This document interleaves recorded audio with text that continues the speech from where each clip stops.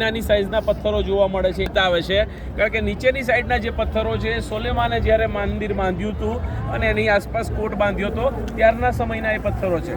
ત્યાર પછી વચ્ચેના મોટા પથ્થરો જે છે વચ્ચેની મિડલ સાઈઝના પથ્થરો એ જ્યારે એઝરા અને નેમિયાએ કોટ બાંધ્યો હતો ત્યારના સમયના છે અને 15મી સદીની અંદર સોલોમન ધ મેગ્નિફિસન્ટે રાઈટ કોટ બાંધ્યો ત્યારના સમયના નાના પથ્થરો છે. હિસ્ટ્રી આપણને ત્યાંથી ખબર પડે. ગોલ્ડન ડોમ તમારી નજરની સામે છે. અલસ્કા મોસ્ક અહીંયા તમને બ્લેક ડોમ દેખાય છે એ અલસ્કા મોસ્ક છે બરાબર. ગઈકાલે સવારે આપણે પેલી બાજુ હતા ક્યાં હતા માઉન્ટ ઓફ ઓલિવ ત્યાંથી આપણે ટેમ્પલ માઉન્ટ કમ્પાઉન્ડ જોતા હતા યાદ આવે છે ને બરાબર. અને હવે આપણે આ બાજુ આવી ચૂક્યા છે.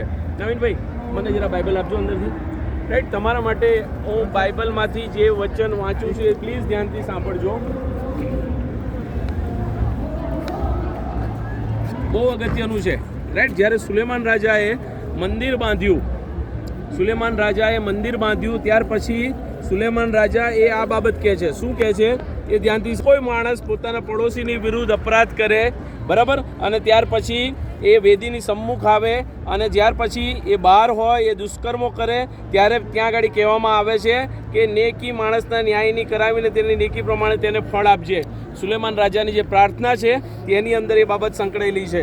જો કોઈ તારો ઇસરાયેલી લોક તારી વિરુદ્ધ પાપ કરે અને મંદિર તરફ ભણીને પ્રાર્થના કરે તો તું એનું સાંભળજે. પછી કહે છે આગળ જઈને કહે છે કે જો તેઓ તારી વિરુદ્ધ પાપ કરવાને લીધે આકાશ બંધ થઈ જાય વરસાદ ના પડે બરાબર તો કહે છે આ બાજુની સાઈડે ફરી અને પ્રાર્થના કરે તો તું એનું સાંભળજે મંદિર બાજુની સાઈડે બરાબર. પછી કહે છે જો દુકાળ પડે મરકી આવે સૂકી મસી આવે તીડ કાતરા આવે એ બધી જ્યારે વિપત્તિઓ આફતો મુશ્કેલીઓ તકલીફો મરકીઓ આવે ત્યારે તારા લોક એ મંદિર બાજુ એટલે કે તારી ગમ ફરીને પ્રાર્થના કરે ત્યારે તું એનું સાંભળજે.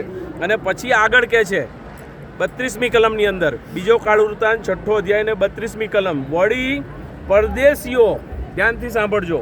વળી પરદેશીઓ કે જેઓ તારા ઇસરાયેલ લોકમાંના ન હોય બરાબર તેઓ જ્યારે તારા મોટા નામ તથા તારા પરાક્રમી હાથ તથા તારા લંબાવેલા ભુજની ખાતર દૂર દેશથી આવે.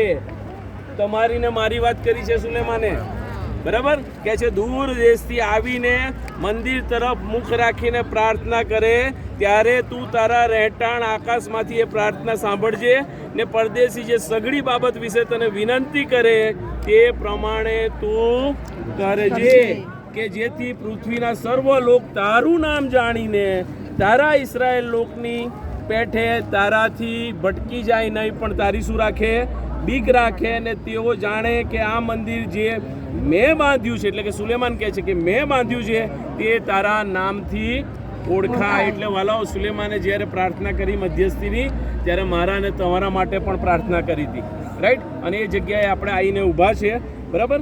અને હવે આપણે એ સમય લઈએ છીએ કે તમે ત્યાં જઈને જો કોઈ વાલાઓએ તમને પ્રાર્થના વિનંતી આપી છે તો તમે ત્યાં જઈને મૂકી શકો છો. પ્રાર્થના તમે કરી શકો છો તમારા કુટુંબના માટે. આ એક જ જગ્યાએથી પ્રાર્થના પ્રભુ સાંભળે છે એવું નથી પણ જ્યારે આવ્યા છીએ વચન આપણને સ્પષ્ટ કહે છે એની જગ્યાએ છીએ ત્યારે આપણે માથું ટેકવીને ચોક્કસ પ્રાર્થના કરીએ અને ઈશ્વરને હાક મારીએ. મારો વિશ્વાસ છે મારા અત્યાર સુધીનો અનુભવ કહે છે પ્રભુ પ્રાર્થના સાંભળે છે. ઘરના ખૂણામાંથી એ સાંભળે છે અને અહીંથી પણ સાંભળે છે. પણ વિશ્વાસથી કરેલી પ્રાર્થના એકંદરે સાર્થક નીવડે છે બરાબર. હવે અહીંયા હું તમને આપું છું 10 મિનિટ. તમે જાઓ. લેડીઝે અહીંથી જવું પડશે. આ લાકડાનો જે ડોમ દેખાય છે એની બાજુમાંથી લેડીઝ ઓનલી જઈ શકશે. જેન્ટ્સે પેલી બાજુથી જવું પડશે પેલી દિવાલ પાસેથી અને જેન્ટ્સે માથું ઢાંકીને જવું પડશે. ત્યાર પછી એ 2 મિનિટ આટલી ઉતાવળ નહીં કરો. એ ફિનિશ કરી લો પછી તરત વોશરૂમ જવું હશે તો સામેની સાઈડે લેડીઝનો સાઇન દેખાય છે તમને લેડીઝ ધેર અને